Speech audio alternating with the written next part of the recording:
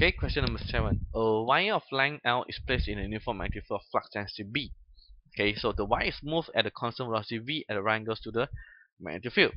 Now use Faraday's law of electromagnetic induction to show that the induced EMF across the end of the wire is given by E equal to BLV. Now, hence calculate the EMF induced across the ends of a wire of a 20 cm long rod rolling along a horizontal table at a speed of 3.3 meter over second.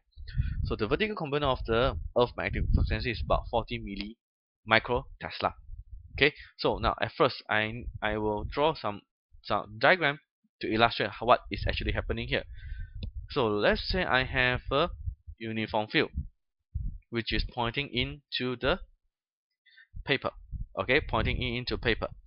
So and there is a rod over here. Okay, there is a rod over here.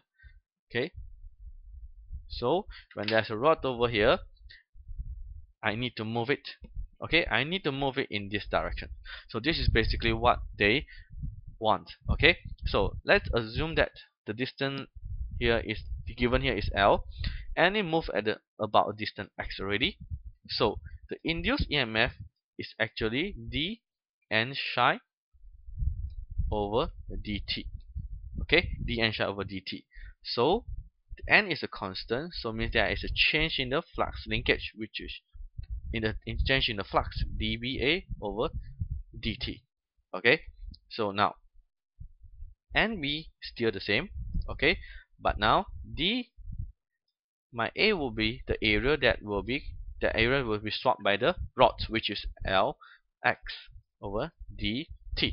So NBL, again I can put it out NBL, but I have dx over dt, which is the change over here.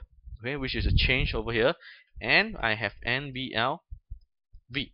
So now in this question is only one turns, which is only one wire. Okay, so which I have BLV. Okay, so this is the first part. We have to prove it. Now in the second part, we need to find what is the induced EMF by the given parameters. Okay, now the parameter given here is it have a 20 cm, it have a 20 cm. Okay, and now it moves at the speed of 0.3 meter over second, and they are in a magnetic field with a flux density 40 times 10 to the power negative 6 Tesla. So what do I have here is actually E equal to BLV, according to what we have proved just now.